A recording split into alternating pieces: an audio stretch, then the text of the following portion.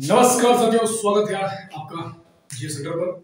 दोस्तों, हम art and culture के बारे में पढ़ रहे थे। तो कल हमने एक टॉपिक खत्म किया है जिसका नाम है आपका हड़प्पा वास्तुकला के बारे में, हड़प्पन आर्किटेक्चर। किस प्रकार से हड़प्पा के लोग निवास करते थे, किस प्रकार से रहते थे, क्या उनका मैनेजमेंट था, किस प्रकार के सामग्री का वो यूज करते थे। और आर्ट एंड कल्चर बहुत इंपॉर्टेंट टॉपिक है क्योंकि एग्जाम पॉइंट ऑफ व्यू से बहुत सारे एग्जाम्स में यहाँ से बहुत सारे क्वेश्चन आते हैं। तो इसीलिए हम ये सीरीज शुरू कर रखे हैं और धीमे धीमे करके हम पूरी की पूरी आर्ट एंड कल्चर को खत्म करने वाले हैं। हर एग्जाम के लिए काफी इंपॉर्टेंट होता है। तो चलिए इसे देखते शुरू करते हैं, क्योंकि जो एग्जाम का पैटर्न है वो आजकल आर्ट एंड कल्चर से बहुत सारे क्वेश्चंस डाल रहे हैं, चाहे वो डांस फॉर्म हो, चाहे मंदिरों के बारे में हो, चाहे स्थापत्य कला के बारे में हो, चाहे वास्तुकला के बारे में हो, चाहे मंदिरों का निर्माण किस प्रकार से हुआ है, किसने कराया है, स्तूपों के बारे में बहुत सारे क्वेश्चन पूछ रहे हो। ठीक है, स्तंभ लेखों के बारे में बहुत सारे क्वेश्चन पूछे जाते हैं, स्तूपों के बारे में बहुत सारे क्वेश्चन पूछे जाते हैं। तो इन सब चीजों को देखते हुए हम क्या कर रहे हैं कि बिल्कुल मेन पॉइंट्स पढ़ेंगे हम एग्जाम पॉइंट ऑफ व्यू से, और पूरी की पूरी आर्ट एंड कल्चर को हम समझने वाले बहुत आसानी से। ये आर्ट एंड कल्चर हमें मिलता नहीं है। आप क्या करते हैं ना कि हिस्ट्री में थोड़ा बहुत पढ़ा देते हैं, ये डांस पढ़ा दिया, ये पढ़ा दिया, वो पढ़ा दिया, तो इतने से काम नहीं चल रहा है। क्योंकि हम पूरा डीपली पढ़ने वाले हैं, पूरा का पूरा जितना भी art and culture Nitin Singhania वगैरह की पूरा के पूरा हम लोग इसको खत्म करेंगे। ठीक है, तो चलिए शुरू करते हैं। कल हमने पढ़ा था हड़प्पा के बारे में। ठीक है, तो हड़प्पा में किस प्रकार से लोग कौन सी चीजों का यूज करते थे, किस प्रकार के जिप्सम का प्रयोग किया करते थे। तो बहुत सारी चीजें कल हमने हड़प्पा के बारे में पढ़ ली। वो बर्तनों का निर्माण कैसे करते थे और आभूषण पहनते थे, सामग्री, सारी चीजों के बारे में हमने पढ़ा था। आज हम पढ़ने वाले मौर्य काल। तो हड़प्पा सभ्यता थी। हड़प्पा की सभ्यता के बाद आपका आता है क्या, वैदिक साहित्य के बारे में आता है। लेकिन हम क्या पढ़ेंगे अभी हम पढ़ने वाले हैं मौर्य काल। मौर्य कला के बारे में और उसकी स्थापत्य कला के बारे में आज हम पढ़ने वाले हैं। तो मौर्य काल से क्या क्या चीजें संबंधित है जो एग्जाम ओरिएंटेड होती है, जो जानना बहुत जरूरी है। चलिए शुरू करते हैं। आज हम देखने वाले हैं मौर्य कला के बारे में। तो मौर्य कला अगर देखा जाए तो दो प्रकार से डिवाइड थी, एक थी दरबारी कला, एक थी लुप्तलीय कला। ठीक है, दरबारी कला का मतलब क्या है कि दरबार किस तरीके का सजा होना चाहिए, मतलब दरबार का निर्माण किस प्रकार से हुआ है। जैसे वहां का महल कैसा बना है, स्तंभ कैसे बने हैं, क्योंकि राजा महाराजा है तो राजा महाराजा को शो करना है अपना कि किस प्रकार से हम महल बना रहे हैं, किस प्रकार से हम उसका निर्माण कर रहे हैं, किस प्रकार से खंभे बना रहे हैं। ठीक है, और किस प्रकार से हम स्तूप बना रहे हैं। तो ये आपका किसमें आ जाता है, दरबारी कला में। और मौर्य कला में क्या जाता है, लोकप्रिय कला। अब लोकप्रिय क्या होगा करता है, गुफाएं।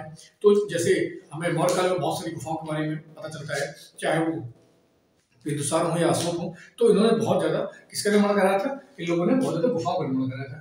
मतलब आज हो मिट्टी के बर्तन हो, तो मिट्टी के बर्तन वगैरह जो होते हैं, ये लोकप्रिय कला थी मौर्य काल की।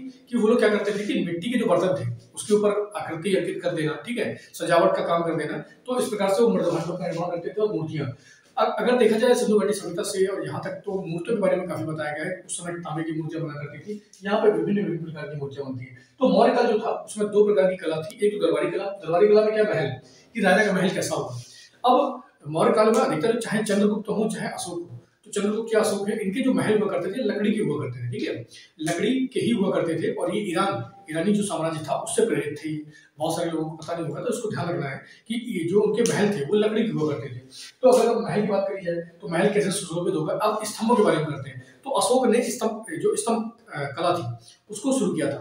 जब क्या करते थे ये, जब अशोक युद्ध पे जाते थे, युद्ध जीतने के बाद जब वो वापस आते थे तो वो स्तंभ का निर्माण कराते थे। मतलब अब उन्होंने बता दिया कि अब मैंने वो युद्ध जीता है तो मैं युद्ध की याद में एक स्तंभ बनवा रहा हूँ। ठीक है, तो ये भी स्तंभ शुरू हुआ था उसमें भी। और स्तूप में क्या होता था, स्तूप कहते हैं जैसे जो मृत्यु हो जाते हैं, जो मुर्दे हो जाते हैं, उनकी याद में टीले बनाए जाते हैं। तो एग्जाम में कभी कभी आ जाता है कि स्तूप क्या होते हैं, तो मृत्यु जो हो जाती है जिन पर्सन की, तो उनके याद में समाधि वगैरह बना के उसको स्तूप बना दिया जाता है। जैसे हमारे समाधि बनाती है वैसे उस समय स्तूप बनाया करते थे। तो दो प्रकार से मौर्य कला डिवाइड हुई थी, दरबारी कला और लोकप्रिय में तीन चीज आती थी और दरबारी में भी तीन चीज।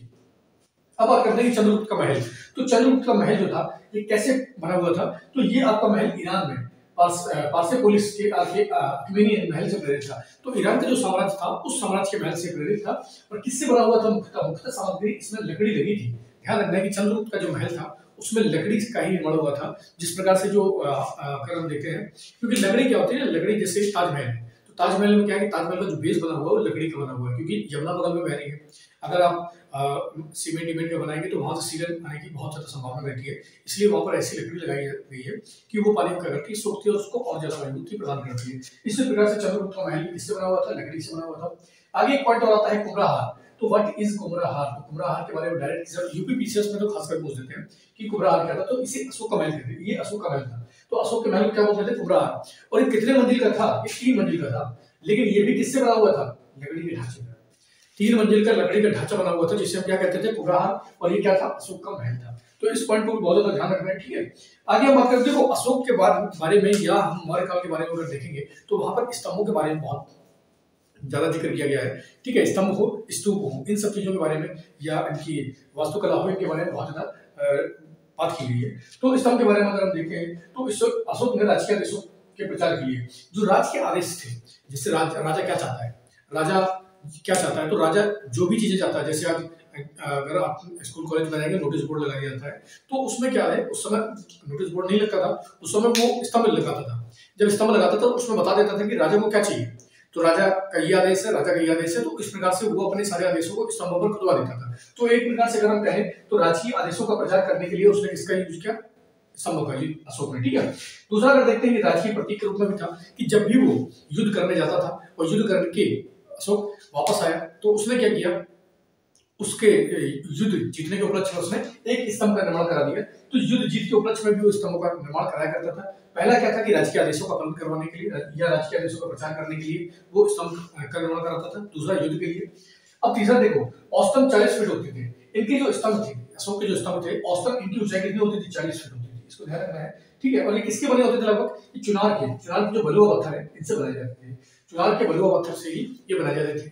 अब इतिहास में एक जो स्तंभ है वो बहुत ज्यादा फेमस है, और वो कौन सा है, सारनाथ का स्तंभ। अब सारनाथ का स्तंभ जो हमारा नया सेंट्रल विस्टा प्रोजेक्ट है उसमें पार्लियामेंट के ऊपर उसका अनावरण किया गया है प्रधानमंत्री के द्वारा, ठीक है। उसके बारे में थोड़ी जानकारी ले लेते हैं, हो सकता है एग्जाम में कमेंट में इसका भी इंपॉर्टेंट है। अब उसमें पशु कितने हैं, तो उसमें देखो 4 तो शेर हैं जो आसन पर बैठे चारों दिशाओं में स्वागत कर रहे हैं कि चारों दिशाओं में मतलब देख रहे हैं। दूसरा क्या है कि उसमें पशु पूछते हैं, तो पशु कितने हैं, 4। अब 4 पशु में कौन कौन से हैं, एक तो है अश्व, दूसरा है वृषभ, तीसरा है हाथी, चौथा है शेर। अब इनके मतलब भी पता होने बहुत जरूरी है, क्योंकि हो सकता है एग्जाम में मतलब भी पूछते हैं कि इनका मतलब क्या है। तो घोड़ा किसको रिप्रेजेंट करता है, तो घोड़ा कंथक को रिप्रेजेंट करता है।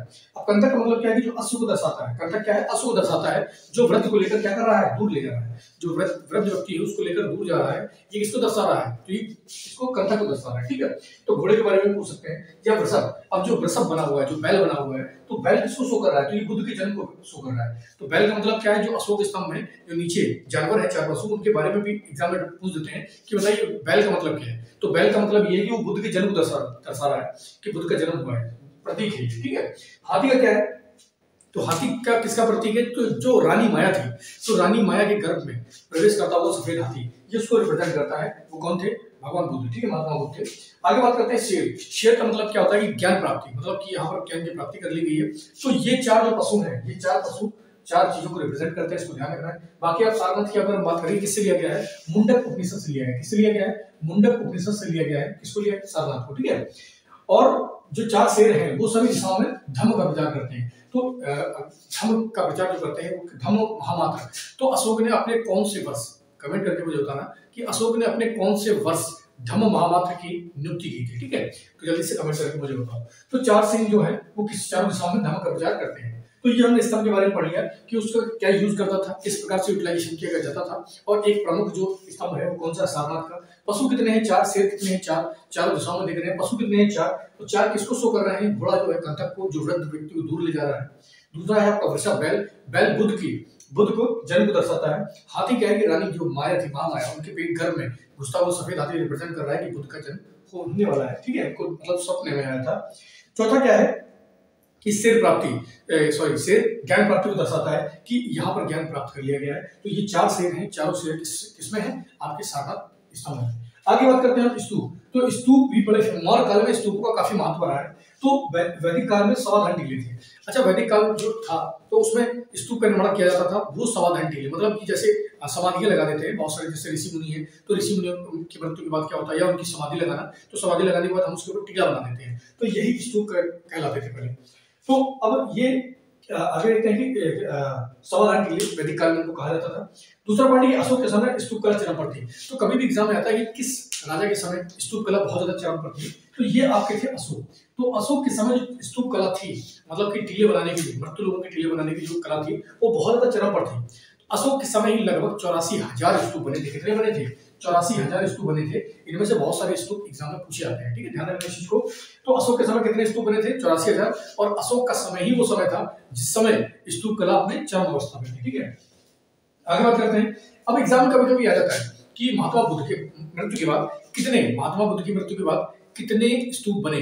तो महात्मा बुद्ध की मृत्यु के बाद 9 स्तूप बने थे, इसको भी ध्यान रखना है, बहुत इंपॉर्टेंट है। 9 स्तूप बने हैं, जिसमें 8 में तो उनके अवशेष हैं और 1 में वो बर्तन है, ठीक है, जिसमें उनके अवशेष रखे गए थे।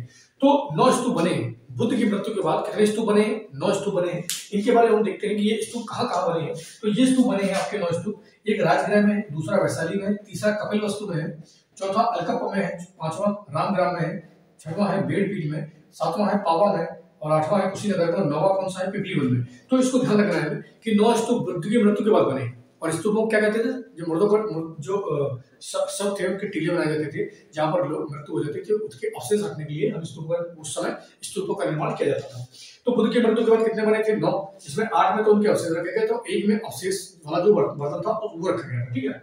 अगला इंपॉर्टेंट पॉइंट है कि स्तूप का कोर, स्तूप जो बनता था उसका कोर, जो अंदरूनी भाग है वो कच्ची ईंटों का बनता था। किसका बनता था? कच्ची ईंटों का। लेकिन जो बाहरी भाग है वो कैसे बनता था? पक्की ईंटों का, ठीक है। इसको भी ध्यान रखना है कि कच्ची ईंटों का जो कोर होता था वो बनता था और बाहरी निर्माण किसका होता था? पक्की ईंटों का होता था। तो जैसे सांची का स्तूप मध्य प्रदेश में देखने जाकर, तो सांची का स्तूप है, ये इसका बहुत बड़ा उदाहरण है, ठीक है। किसका स्तूप का? सांची का स्तूप कहाँ पर है? मध्य प्रदेश में। देख लेना, सांची का स्तूप है, भरूच का स्तूप है, ये काफी एग्जाम में इनके बारे में पूछा गया है। आगे बात करते हैं कि सबसे प्राचीन स्तूप कौन सा है? तो पिपरहवा। तो पिपरहवा का जो स्तूप है वो काफी प्राचीन है, तो बहुत पुराना है। किससे? सांची के स्तूप से भी काफी पुराना है। कौन सा? पिपरहवा का स्तूप, जो उत्तर प्रदेश में पाया जाता है। लेकिन सबसे प्रसिद्ध स्तूप कौन सा है? ये सांची का स्तूप। ये कहाँ पर है? मध्य प्रदेश में। तो सांची का स्तूप सबसे प्रसिद्ध है और सबसे पुराना जो है वो कौन सा है? पिपरहवा का स्तूप। तो इस चीज को ध्यान रखना है, ये पॉइंट बिल्कुल नोट करना है। आगे हम बात करते हैं कुछ और इंपॉर्टेंट चीजों को लेकर। चलिए, subscribe now and press the bell icon, never miss an update.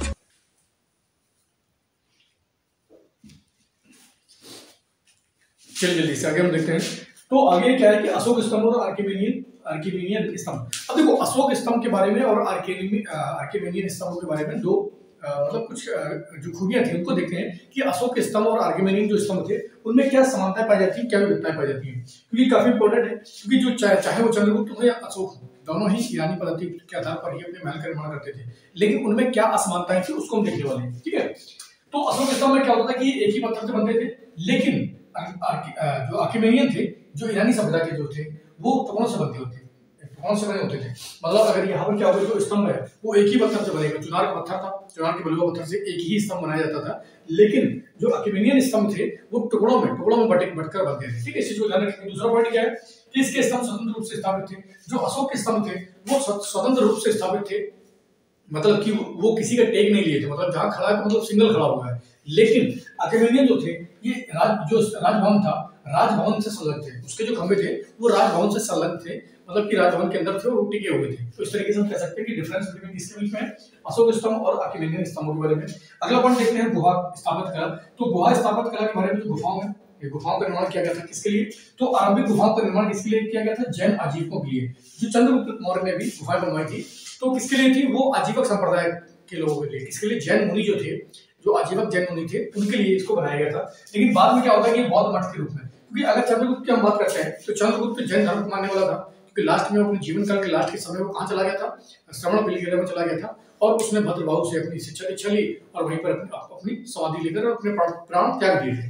तो इस प्रकार से, लेकिन अशोक जो आता है उसकी रुचि किसमें थी? उसकी रुचि बौद्ध धर्म में थी। तो इस प्रकार से जो जैन आजीविकों की गुफाएं थी वो बाद में किसके लिए बन गई? वो बौद्ध मठ के रूप में प्रसिद्ध हो गई। आगे बात करते हैं बिहार में जो बराबर की पहाड़ियां हैं और नागरजुनी गुफाएं जो बनी हुई है, उसका निर्माण किसने कराया था? ये कराया था दशरथ ने। अब दशरथ कौन था? ये था अशोक का पोता। कौन था? अशोक का पोता था। कौन? दशरथ। तो इसको ध्यान रखेंगे, ठीक है। अगला पॉइंट हम देखते हैं मूर्ति कला। तो मूर्ति कला जो मौर्य काल में प्रसिद्ध थी वो किसकी थी? यक्ष और यक्षिणी की। तो यक्ष और यक्षिणी की जो मूर्ति कला थी काफी प्रसिद्ध थी। यक्ष गंधर्व में से यही यक्ष और यक्षिणी होते हैं। अच्छा, 3 धर्मों में पूजनीय है यक्ष और यक्षिणी। कितने धर्मों में पूजनीय थे? तो 3 धर्मों में, हिंदू है, जैन है और बौद्ध धर्म है। इसको ध्यान रखना, ठीक है। तो मूर्ति कला के बारे में हमने बात कर ली। गुहा स्थापत्य कला की, गुफाओं की स्थापत्य कला किस प्रकार से थी? पहले वो जैनियों के लिए थी, बाद में बौद्धों के लिए परिवर्तित कर दी गई। अगला पॉइंट है बर्तमान। जो मिट्टी के बर्तन थे, तो मिट्टी के बर्तन में किसका अधिकतर यूज किया जाता था? ये थे आपके काली पॉलिशदार। देखो, सामान्य उत्तरी काले पॉलिशदार, तो काली पॉलिश की जाती थी मिट्टी के बर्तनों में, चित्र उनके ऊपर चित्र वगैरह बना दिए जाते थे, चित्र दूसरे थे। तो इस प्रकार से मिट्टी के बर्तन बनाए जाते थे। कैसे? या तो उन्हें काली पॉलिश कर दिया जाता और उनके ऊपर चित्र दूसरा मतलब चित्रकला बना दी जाती थी। अब ये तो रहा मौर्य काल का, कि मौर्य काल में क्या होता था, क्या वास्तुकला थी, कैसे किस प्रकार के मेहमान मिट्टी के बर्तन बनते हैं, या मूर्तिकला किस प्रकार थी, गुहा स्थापत्य कला थी, अशोक स्तंभ किस प्रकार से निर्माण हुआ, या स्तूपों का निर्माण किस प्रकार से किया गया। जब ये सब हमने पढ़ा, लेकिन मौर्य साम्राज्य का जब पतन हुआ तो मौर्य साम्राज्य जब अपने अंत पर पहुंचा तो उसके बाद उत्तर भारत और दक्षिण भारत में बहुत सारे साम्राज्यों ने क्या किया, अपना कदम रखना शुरू कर दिया। उसमें से अगर उत्तर भारत की अगर हम बात करते हैं तो यहाँ पर शुंग वंश, कुषाण, शक और कर्ण आए, ठीक है। लेकिन दक्षिण भारत की अगर हम बात करते हैं तो वहां पर सातवाहन, इक्ष्वाकु वंश, आर्य और वाकाटक वंश की शुरुआत हुई। तो इस प्रकार से ये जो काल है मौर्य के समय का, मौर्य के समय के बाद का जो काल है उसे हम बोलेंगे मौर्योत्तर काल। तो अगली जो स्थापत्य कला हम पढ़ेंगे वो मौर्योत्तर काल से ही संबंधित पढ़ेंगे, किस प्रकार से मौर्योत्तर काल में चीजें यही बनी रही या इसमें बदलाव आए, क्योंकि अलग अलग जगह से अलग अलग लोग आए जिन्होंने यहाँ पर शासन किया, चाहे वो शुंग हो, चाहे कुषाण हो, चाहे शक हो, चाहे कर्ण हो, या वीर, इक्ष्वाकु या वाकाटक हो। तो इन्होंने अपने ही यहाँ पर मूर्तिकला, स्थापत्य कला को स्थापित किया। तो इसको हम अगले सेशन में पढ़ेंगे। तो इस प्रकार से लगातार पढ़ो। हमने हड़प्पा सभ्यता के बारे में पूरा पढ़ लिया, वास्तुकला के बारे में, और मौर्य वास्तुकला के बारे में पढ़ लिया, क्योंकि यहाँ से एग्जाम में बहुत सारे क्वेश्चन पूछ जाते हैं। तो इसी प्रकार से हम लगातार इसको कंटिन्यू रखेंगे और लगातार देखो, इसको रिवीजन करो, नोट्स वगैरह बना लो, क्योंकि रितेश सिंघानिया की बुक है पूरी की पूरी, मैंने इसका निचोड़ दिया आपको। इससे क्या होगा कि ज़्यादा पढ़ने में दिक्कत नहीं होगी, ज़्यादा कुछ पढ़ना नहीं, एग्जाम पॉइंट ऑफ व्यू से इतनी चीज़ें बहुत ज़्यादा इंपॉर्टेंट है जो हम लोग यहाँ पर पढ़ना है। तो आज लगातार पढ़ाई करो, लगातार मेहनत करो, आज के लिए बहुत है। जय हिंद।